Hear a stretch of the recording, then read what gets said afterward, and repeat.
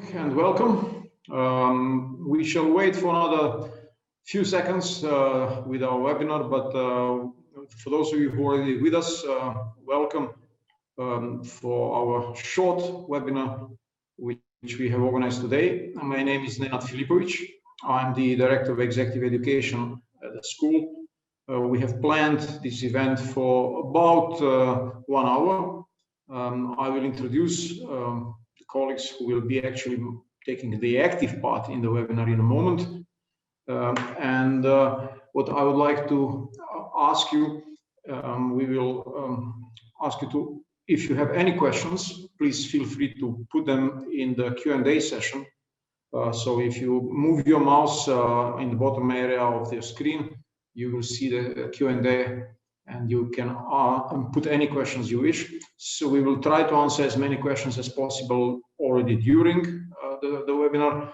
What not, we will try to answer directly then in communication with you after the webinar. Now, what I would like to do first is to share my screen, showing what we plan to do today. And we have asked our esteemed professor, Danny Spiro, to join us and talk for about half an hour on the leadership in action. Since he was leading the Jack Welch Institute for a number of years and was working very close with Jack Welch, I think he's the best source of ideas, which principles to use as a leader to be successful, which were actively promoted by Jack, who in his time was the best CEO of North America for a number of years in a row. So today with us, Danny Spiro. He's our visiting professor since, I wouldn't say ever, but I think for at least 20 years now, otherwise residing at Cornell. And in our programs, both in the GMP and the MBA, taking care of the area of accounting and control, but also active in many corporate programs. But his experience and wisdom spans way beyond this area. We are also very, very glad to have both Irena and Dominic with us today. And we asked them to be here, and Danny will have a short conversation with them after his lecture, because they represent two parts of our customer world. Irena, being in charge of HR in Bureau Veritas, I'm sure I don't have to introduce the company, one of the global big ones, a leader in the area.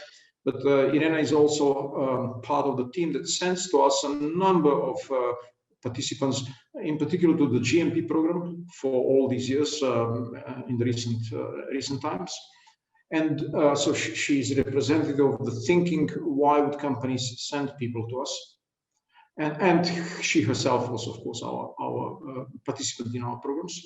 And then Dominic, who works with Sando, with Lek, in R&D area, but is especially, I would say, one of our alumni that we really appreciate so much, because he was part of the GMP program first, and then having that experience, being with us for the GMP for a 4-week program, he decided to also join the executive MBA, and he can compare these two experiences. So without further ado, I will ask my colleagues to take over from here now. Before stopping, just to say, we will have first the lecture, then a short conversation with Irena and Dominic, and then at the end, an ability to field your question, the space to field your question, and we will try to answer as much as possible. And I will also use the opportunity at the end to walk you very briefly through the GMP, and because this is the next program we launch now in 2 weeks from now, and also very shortly about the programs next year. So thank you very much once again for joining. I will stop sharing now, and may I ask Danny to take over. So. Well, thank you very much, Nenad. I appreciate the introduction, and it's a great pleasure to be with everybody today in a format that we've all become very familiar with in recent months. And yes, it's been a great pleasure to be associated with the school for many years. And I'm going to share my screen now, and look forward to talking about today's topic.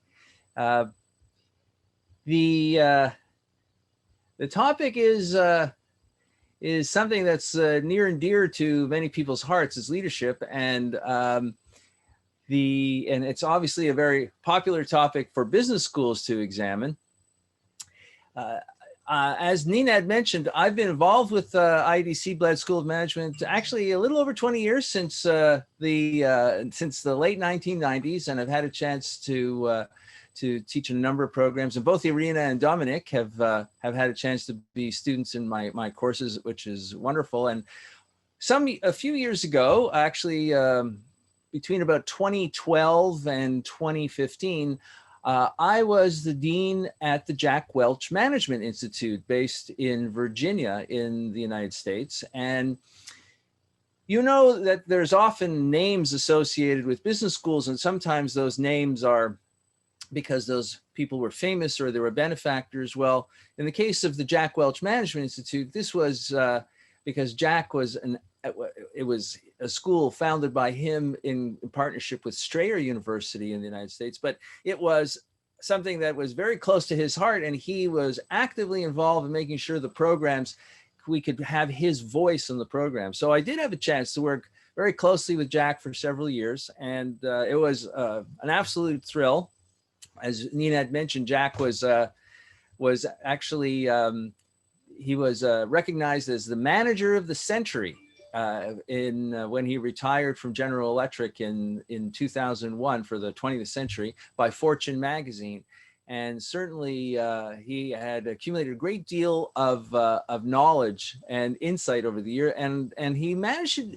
Jack had a wonderful way of distilling things down, complicated things down, to simple statements that were easy to understand. Not always easy to do, but definitely easy to understand and wrap your head around. So I'll take about half an hour to quickly walk through these 10 steps. Obviously, that's a lot to cover in half an hour. And then we'll have a panel discussion and then an opportunity to answer your questions. Now, the interesting thing about Jack's approach to talking about leadership, of course, in business schools, leadership is a pervasive topic. It's a very important topic, and often we take the approach that leadership is something that can be taught. So did Jack, but often what we do in business schools is that we study leadership. Now, Jack's approach was a little bit more hands-on, because as a leader himself, he spent decades honing his insights, his experience, his prescriptions for how to be a leader. So often an academic approach is more descriptive. What is a leader? How can a leader be effective? For the things we observe and we study and we test. But Jack's approach was a prescription, a list of 10 things that if you do, you can be a successful leader. And these are things that were obviously developed and refined over his 41 years at General Electric, 21 as the president or the CEO rather, and chairman of the board of directors. So these are the 10 topics that we'll go over relatively quickly in 30 minutes. I won't bother reading this list because we're going to talk about each one of them in turn. And I think what you'll see is that they do form an integrated set of perspectives, of sensibilities, and specific actions to take. And it was always wonderful to watch Jack talk about these, and I certainly encourage you to go onto YouTube and watch any of Jack Welch's videos. People will often ask me, what was Jack like, when he was one-on-one? I said, just watch any video. Jack was the same with 5,000 people in the room or just you. He was always a little bigger than life and a very straight talking, forthright man. So let's go through Jack's 10 steps on how to be a leader, or leadership in action.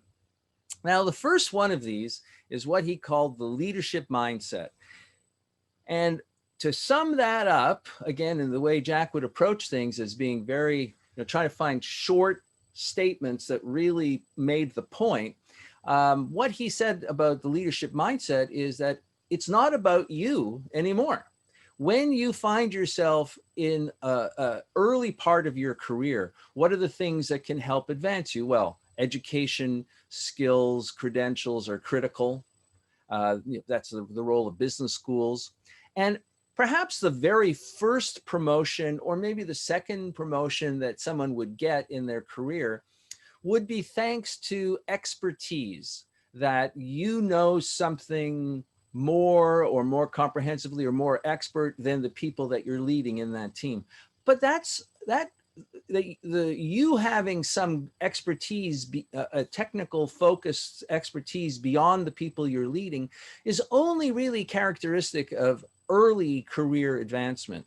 Ultimately, as you advance in an organization, it is the success of your team, or to put it another way, it's other people's success that defines your success as a leader. So that's sometimes defined as the difference between being a manager and a leader. In a manager's role, maybe you're more actively managing the work of other people. In a leadership role, your role is to create an environment where other people can be successful. So it isn't about you anymore. It's about your team. It's about other people's success. So that was Jack's first observation about being a successful leader, to realize it's not about you, it's about other people. Now, the second part of this framework was, and this was the collective responsibility of the top management of an organization, was to create the mission for an organization and to define what is the purpose, what's the direction that an organization is moving in. Now, a mission can evolve, but it wouldn't necessarily change quickly or evolve quickly. It should be something a little that is more, not timeless, but certainly something that is something people can understand and point to and guide them over time. Now, Jack was an excellent communicator. So one of the things that or characteristics about an organization's mission that he said were critical was that the mission of an organization has to be clear. People have to be able to understand it and make sure that whatever they're thinking about, whatever their actions are, that it aligns with the mission of the organization. It should have an aspirational element. So it should be something that is worth aspiring to, but also takes effort, takes work, it takes thought, it takes planning to achieve the mission. But ultimately, it has to have a sense that it is attainable, that this mission is not something that is framed in such a way that it just sounds like pie in the sky, so to speak, that it is something that sounds wonderful, but no one could ever do that. So having this clear, aspirational, but attainable mission was part of the responsibility of top management.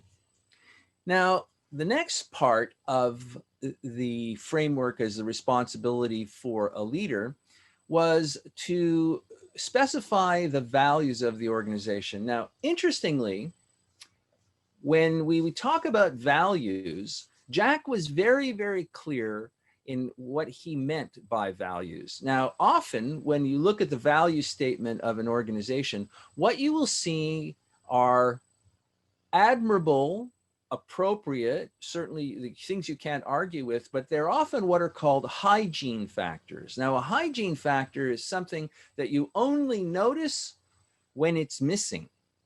So an admirable hygiene factor as a value would be to say something like, you know, we value to treat each other respectfully. And absolutely, that's a critical action, but it's something that you'd only notice if it was missing.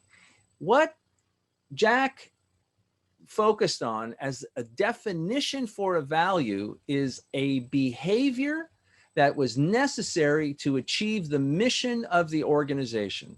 So if you think about it that way, this was a specific behavior that was obviously linked with the mission, not simply linked with what you would think would be a universal, appropriate value for any organization, but something really specific to your organization and your mission. And if you had identified that kind of behavior, here would be the test to see if this is what Jack would call a value. Is it observable? Can you see somebody presenting and this behavior? Is it measurable? Can you see how extensively someone is actually demonstrating this behavior? Is it teachable so that people can be, there's training or mentoring where this behavior can be identified and accentuated and developed within individuals? And finally, is it something that's rewardable? Because as you'll see, Jack also links all of this to evaluation and reward. So these values that Jack defines them, they're not actually what most organizations have included in their list of organizational values. So with these particular starting points, when we think about the role of a leader to have that leadership mindset, to make sure that the leader and the top management of the organization has made the mission clear, and to have really articulated and specified the specific behaviors that the organization values, can observe, can reward. Those are the characteristics of what Jack called values in an organization. And he used the word behavior and value almost interchangeably. So it's something, you know, much more concrete when you think about it as a behavior. Now, as we move on, I have a polling question for you. This is a yes/no question. If I said to you, you know, if you were told your boss has an opinion on the quality of your work, would you like to know your boss's opinion? So there's our yes/no question. Let's see.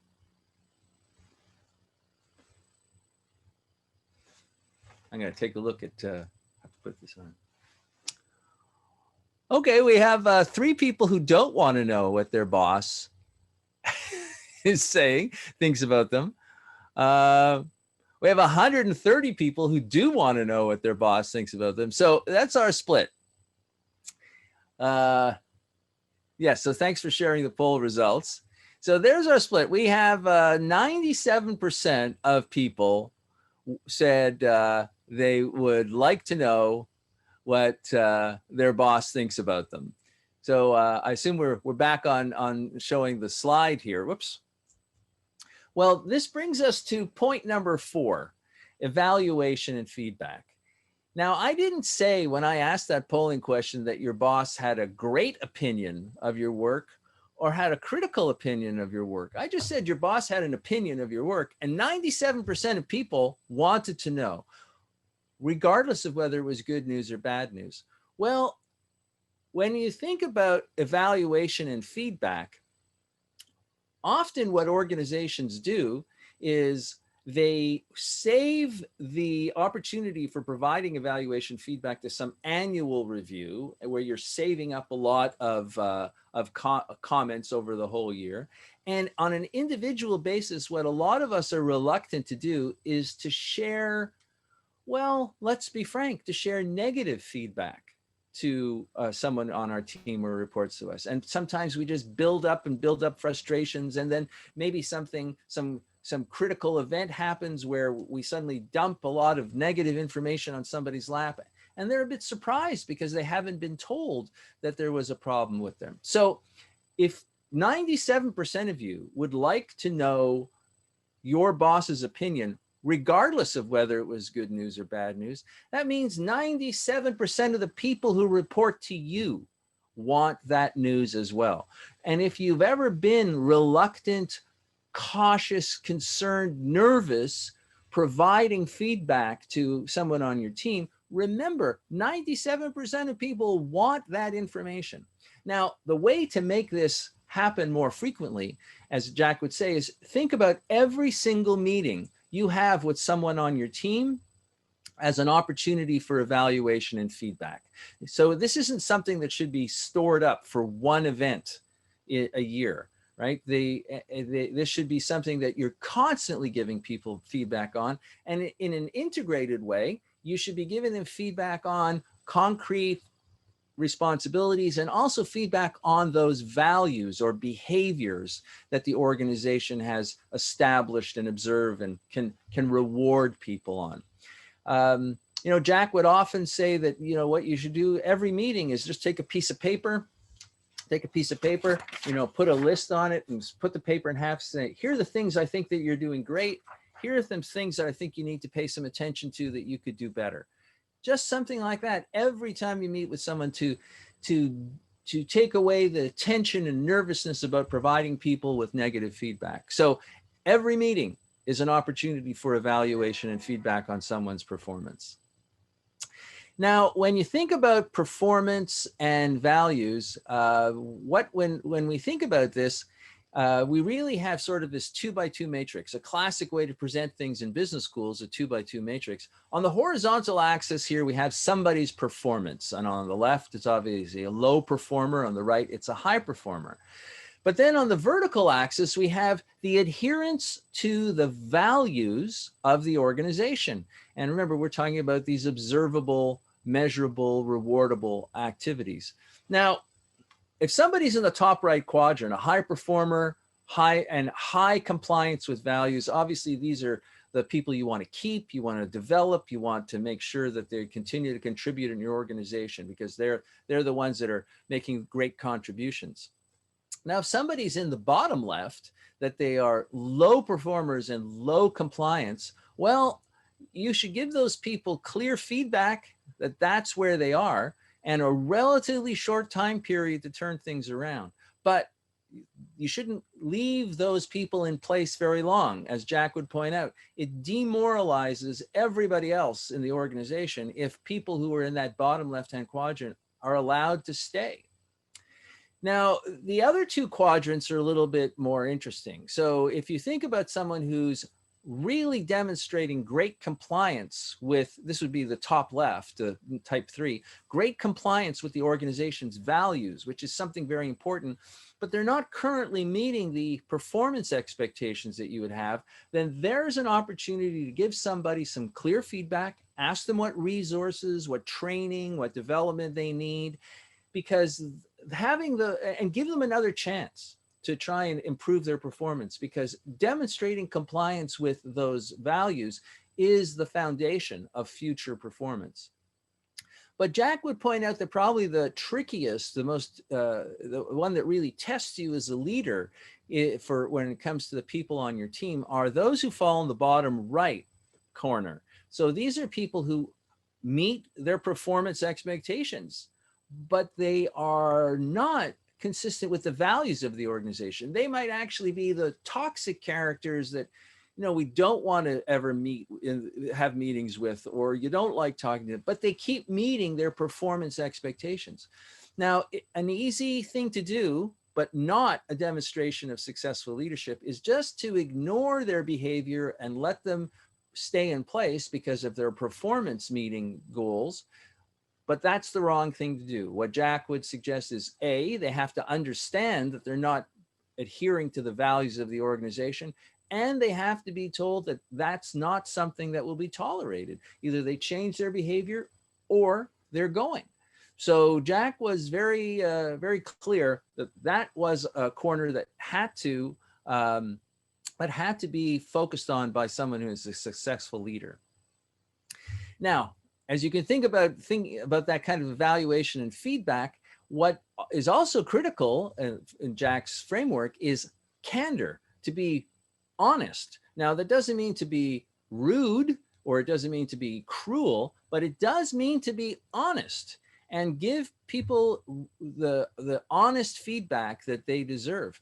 And candor, being candid and having candor is really a function of an organization that has trust and honesty. Because if you're withholding feedback, withholding information from someone because you're worried how they're going to accept it, or you're nervous in providing it, then you're not being honest. And people can't really trust how you're going to handle them if you're holding back information. So often what holds back organizations or individual leaders, I should say, from being candid is they confuse the opportunity to be candid with a team member, and with with a concern that maybe it will be seen as disrespectful or aggressive. So that's something that is part of building a culture in an organization, that you can provide clear, candid feedback, whether it's positive or negative, and people will accept it. People will know it's coming from a place of honesty and trust. And part of doing that is, of course, admitting when you make your own mistakes. Sometimes we've all been in organizations where we see some top leader in an organization do something that seems to be wrong or make a mistake, and nobody talks about it. Well, the best way to demonstrate that you're willing to be, it's important to be honest about someone else's performance, is to be honest about your own performance. And ultimately, the communications within an organization cannot be effective without candor, without candid communication. And sometimes that means sort of pushing on a topic to the point where it might start to feel uncomfortable. But if the motivation is that it's being there to be open, to be transparent, to be honest, and people can trust you and what you're going to do with this information, that's part of the success of a leader. Okay, so here's our next polling question. When you've interviewed somebody for a job, they often give you a list of references that they are providing to you. So as you were thinking about a candidate for a job, have you ever gone off list? Have you ever contacted someone about who could serve as a reference for that individual, a name that wasn't provided to you? All right. So right now, with over 100 people reporting, we can share the results. We can see that about 75% of you have gone off list. Well, I commend you for that. And I think it is certainly something that Jack well, I know it's something that Jack wholeheartedly recommends, because one of the most important roles that you have as a leader is building your team.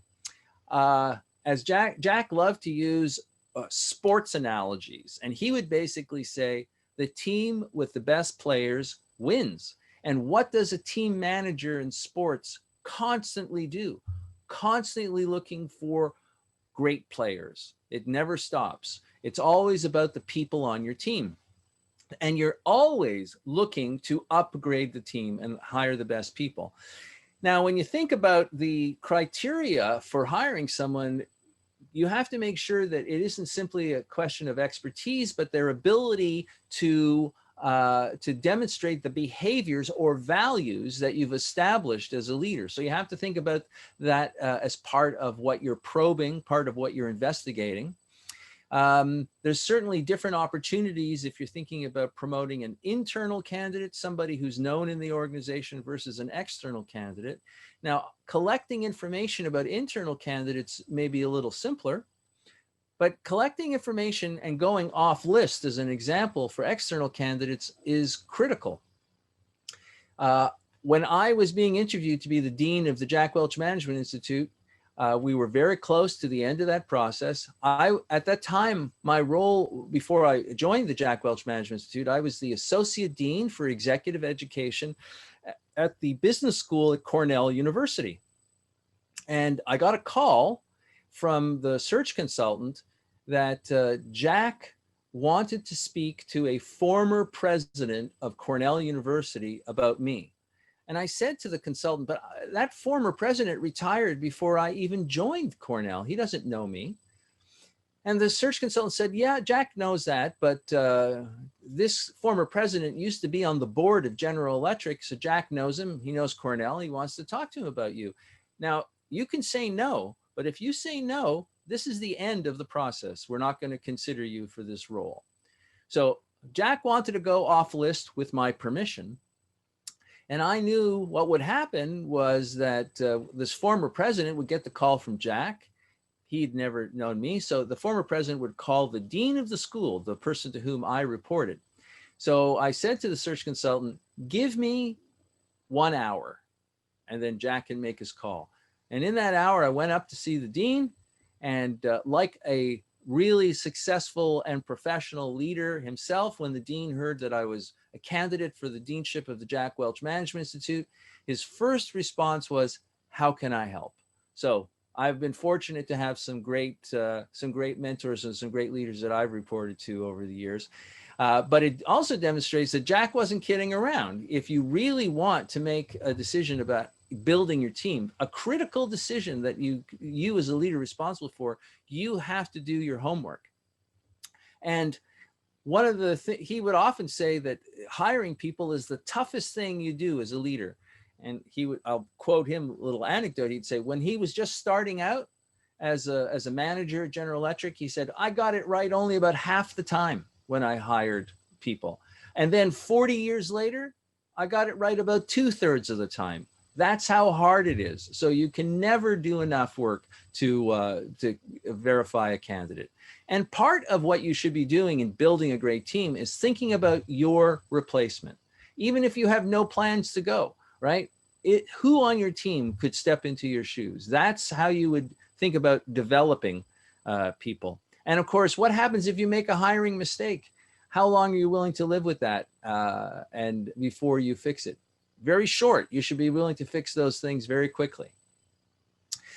Number 7, and I think we'll stay on time to wrap up at 35 minutes after. Number 7 was making sure everybody felt part of the team, or as Jack would put it, get every brain in the game. And what that really came down to, as far as he was concerned for engagement, was listening.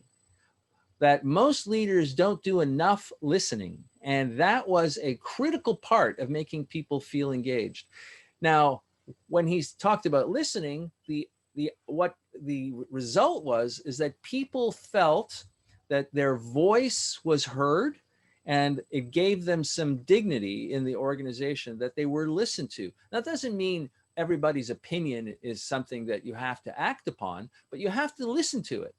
And that ability to engage people through listening and providing voice and dignity in engaging people you become a role model for other managers in the organization to do the same thing. So this idea of engagement was mostly about listening and getting people to share their thoughts and share their ideas. Now, Jack was talking about learning organizations and managing change throughout his career. And the way he summed up this idea, which sometimes we call innovation, and it goes under different names in different eras, but basically what he said throughout his career for everyone on his team is find a better way every day. He would say things like, no matter what we're doing, no matter what we're producing, whatever internal process we're using, somebody somewhere is doing it better. Let's find out. Let's find out how to improve by looking for a better way every day. So you might know, if you know anything about the history of General Electric, the General Electric under Jack Welch was very much associated with Six Sigma, the quality control process to eliminate variance. Well, Jack, and some people think General Electric invented Six Sigma because it was so famous. Jack was the first one to point out and say, no, Motorola developed Six Sigma. We thought it was a good idea. We asked Motorola to teach us, and then we adopted it and ran with it. So he was unabashed in looking for better ways everywhere to make things better. And of course, if you have an environment, an organization that's open to change all the time, it's easier to keep introducing those things. So it's part of the organizational culture, part of the behaviors that you can describe, reward, and teach and observe to be open to change and to lead a change process for members of your team. Now, the ninth thing that Jack talked about was this idea of change or innovation, is that we all have to be open to innovation not working. Now, he went far beyond that, not simply saying you have to tolerate or accept that some innovation would fail. He would say that you have to reward risk-taking, right? Do you reward people for trying to be innovative regardless of the results? Not that you just don't punish them. So he would tell the story about there was in the early 1990s, General Electric was trying to create an LED light bulb. Now that's pretty common today, but 30 years ago, it was quite an innovation. And in the end, they came up with one, but it was so expensive that they decided not to bring it to the market. And everybody involved in this project, which technically failed to produce a marketable product, was rewarded. He had a big party. He gave everybody a television. He congratulated them for their work.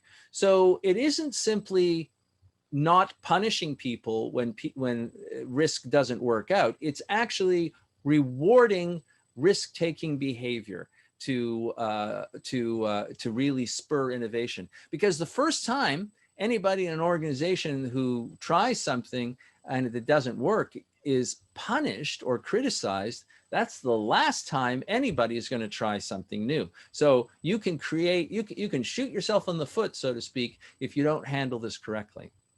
Now, the last part, and I just referred to it a moment ago, is celebration. Jack made the point that if you ask most organizations, do you think you celebrate enough? The majority of people would say no. And he would say that it's the natural extension of working hard, that you want people to have some sense of celebration. And it doesn't have to be expensive, it doesn't have to be elaborate, but some form of recognition, some form of celebration for organizations, for people, for their hard work and effort is a critical part of being a leader. So to sum up, if you think about the leadership in action framework that I had up on the screen a few minutes ago, you can see that really this is an integrated framework. There are some foundational steps like the leadership mindset, a clear mission, and creating values. That creates the foundation. There are process-related things such as evaluation and candor and hiring a great team. And then there's making an environment where people can be successful. So engagement, creating a learning organization, rewarding risk-taking, and celebrating. And that is sort of the integrated 10-point framework for Jack's prescriptions for being a successful manager. Okay, well, I ran a couple minutes late, but hope you'll excuse me for that. And at this point, I'd like to take a few minutes to move to our panel discussion. I'm going to stop sharing my screen so that we can just pull up the panel members again. So Dominic and Irina can join me.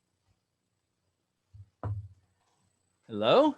So let me begin by asking, let's start with Irina, perhaps, any first reactions to Jack's framework?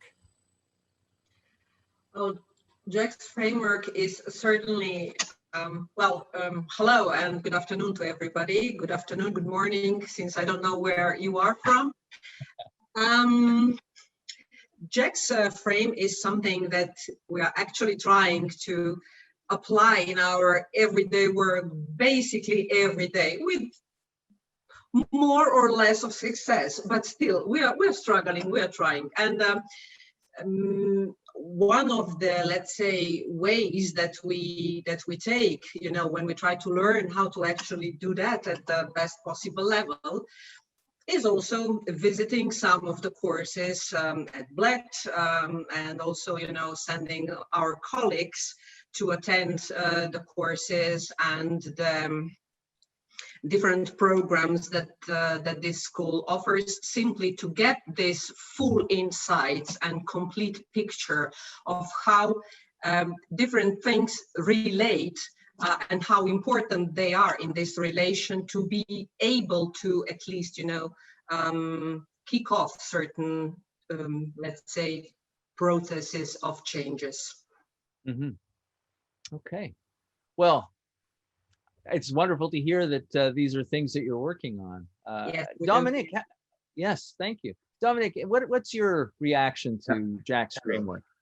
Well, to me, it's exemplary. So let's say, it is a good frame, structured, and it is of course I would say realistic thing, but you know, it is from my point of view, it is changing with the time. You know, the culture is changing through the society, the values are changing.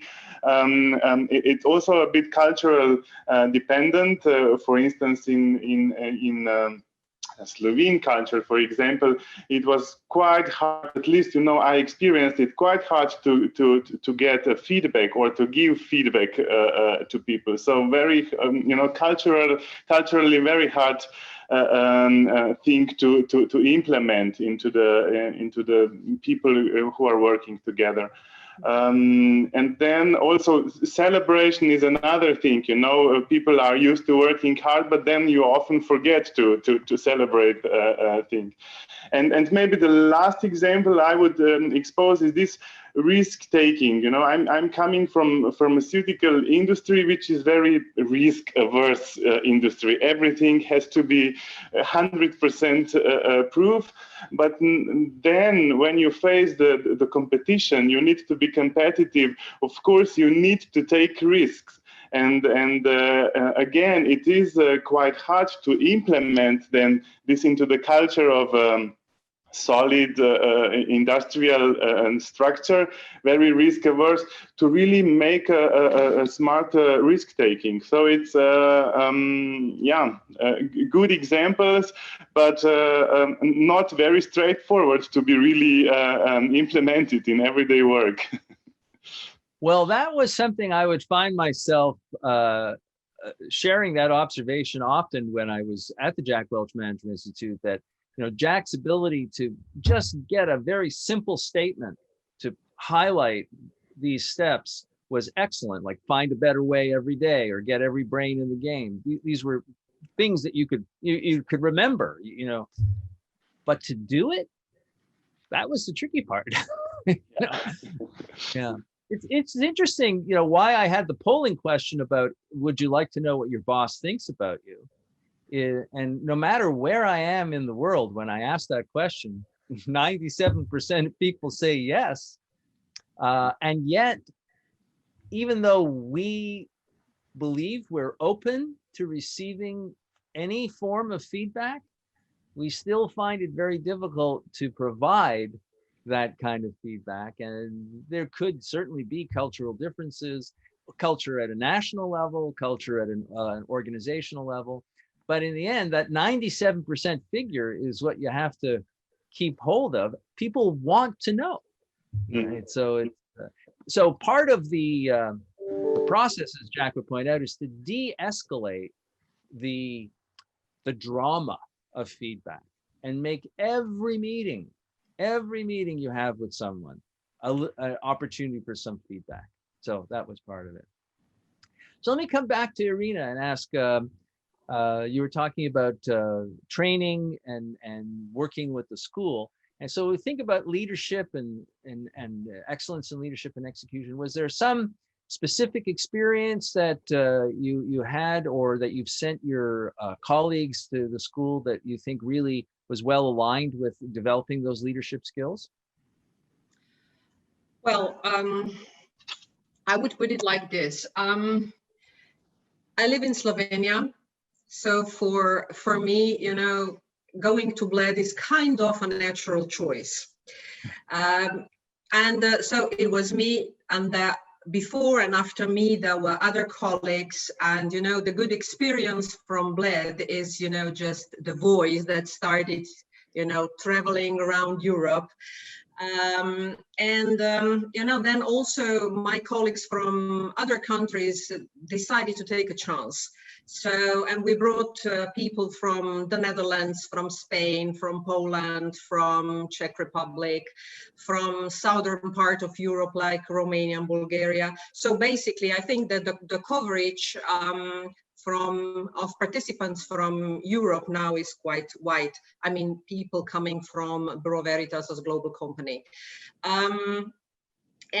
What contributed, you know, to be more and more present in Bled is actually, and again, the positive feedbacks the satisfaction of people that participated with programs, with environment itself, because Bled is somehow, you know, just attracting people and inviting them to come back and to come back.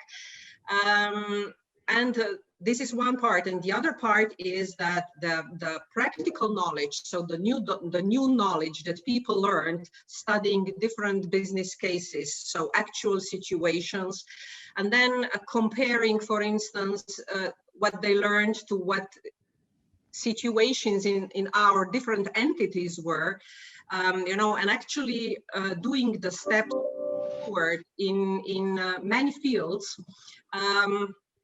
Were also, you know, things that why we actually sent people there, and it is also closely related to what we actually do, because we are the company that you know, verifies compliant quality systems. So it is about quality, it's about progress, it is about the development, and that is like a circle that kind of is, you know, implemented now.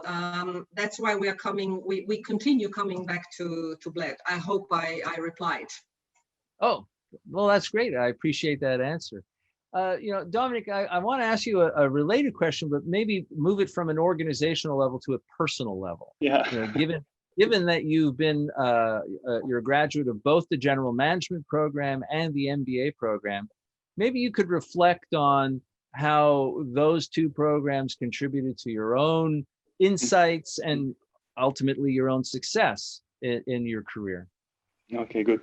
Yeah, so yeah, I wanted to suggest to share my personal story because I don't have that much, you know, corporate overview. But yeah, actually, that was a suggestion from my manager. We'd also made a GMP because a majority of my career was actually really scientifically oriented till for, let's say, 8 years ago. But then in some point of view, I take over responsibility over the team, over the innovation processes in the company. And I faced with a question of competitiveness of the group, of the science we do.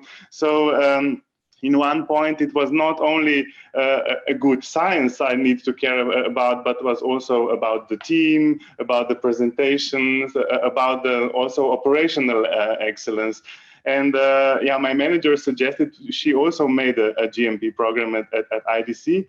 And I have to say it was really good decision. It was a very, how to say, steep learning curve for me, or let's say eye-opener, because it gives you a very good overview about the financials, as I mentioned, operational excellence, what are the costs, how the companies are operating, and then also it is a personal growth in the sense of how to present, how to make a decision making, how to work in teams.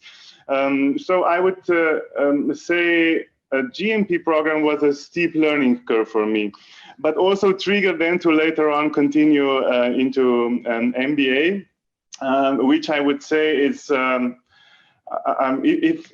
the GMP was a steep learning curve, I would say an MBA is more transformational, or let's say personal, also personal growth. It's a longer program. You meet with an interesting bunch of people, which really build a relation through the 2-year program.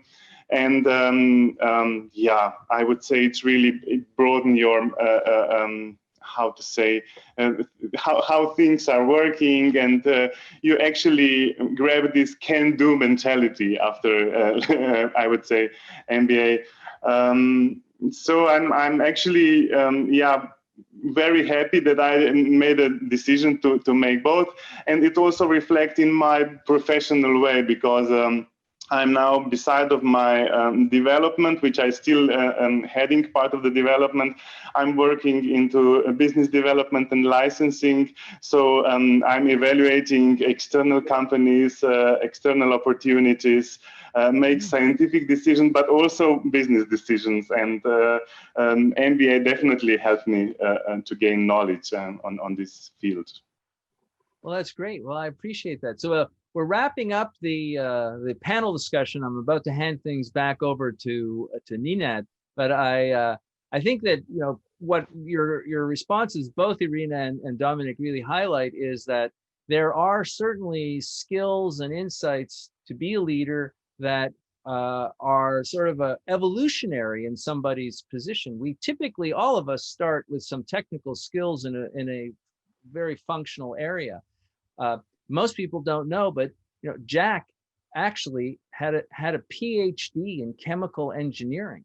He started out in the plastics division of General Electric, but by the time he became the CEO, I mean, General Electric made jet engines, they made locomotives, they made medical equipment. He was a chemical engineer. His expertise in jet engines was certainly not noteworthy, but that wasn't why he was a successful leader. So the skills that we're talking about here ultimately transcend the technical skills that all of us use to start our careers. Well, let me thank you both, Dominic and Irina, for participating in the panel. And I can see basically at the time of the clock, it's right now is when I should be passing things back to Ninad. So Ninad, over to you. Thank you very much. Thank you all. Let me just go back to sharing the slides and let me just see if this works. And actually, before we continue with the program, maybe just Danny, if you are still with us, I looked at the chat and there was a question, interesting question for you. I don't know whether you answered it because I was muted for a while and I didn't hear. Did you answer the question about the society and including society into the 10 leadership commandments?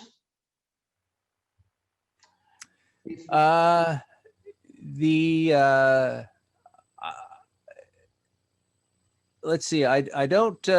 Okay, so I'm looking at that. Is that from Miroslav? The question from Miroslav? Yeah. Well, I will channel Jack a little bit, having spent some time with him, and I would say if he was asked that question, he would suggest that these 10 specific prescriptions to be a successful leader transcend the commercial setting, and they are easily transferable to a societal level. I think that the kind of things that we're looking at here about establishing values or behaviors that we reward and we teach, and giving people feedback and helping people become the successful in their undertaking in that regard, I think he would say that has an obvious application to societal level issues. And for what it's worth, he was often asked to get involved with politics. He wasn't interested in it in the end, but he was often asked to get involved with politics because people saw the transferable nature of what he had done as a leader for an organization with, but I mean, to put things in context, General Electric had 350,000 employees at its peak under Jack. So, you know, there are certainly countries that have populations not much bigger. So I'm confident in saying that these principles are transferable at a social level. Thank you very much. I not only agree with you, I think also our school adheres to this principle, and my feeling is that without addressing these issues, we can't accomplish the full mission also as a school, to help people in lifelong learning and to lead them become responsible managers in our society. So maybe just as a wrap up for our event today, few words about where do these things which you mentioned in your lecture and which Irena and Dominic were kind enough to mention as their reflection on their own learning experience. We as a school try to support people throughout the career, and in that sense we have a number of programs which are targeting individuals, starting with the Young Managers program. Sometimes I tend to call it the first-time manager, not just the young manager. It is also for people who are not starting their career, but as Dominic, for example, have spent the first part of their career within the technical area and then moving out into management circles.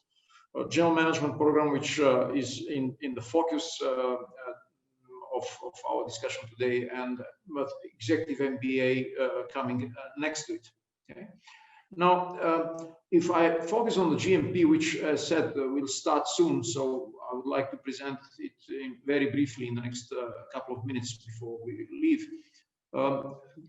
As you can see from the slide, it's not that it is for inexperienced people. Average age would be around 35 plus, between 35 and 40, and quite some work experience. It's quite international, which adds to the quality of discussion in the class. When I say class, it can be, of course, the physical class, which hopefully we will have some of it next year, or it can be an online class, which at the moment is the reality, and the GMP module done in November will be fully online.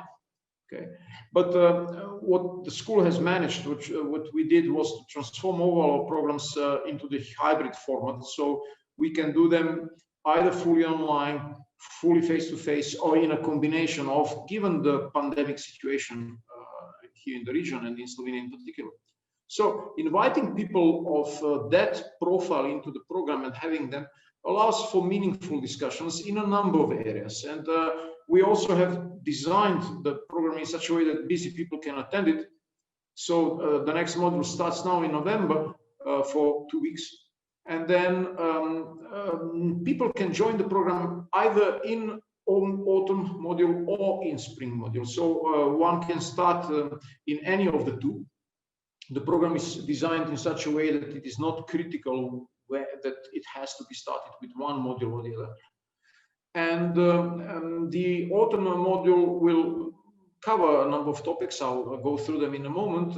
And those who will start now will start now, work on their projects until the spring, and then finish in the spring.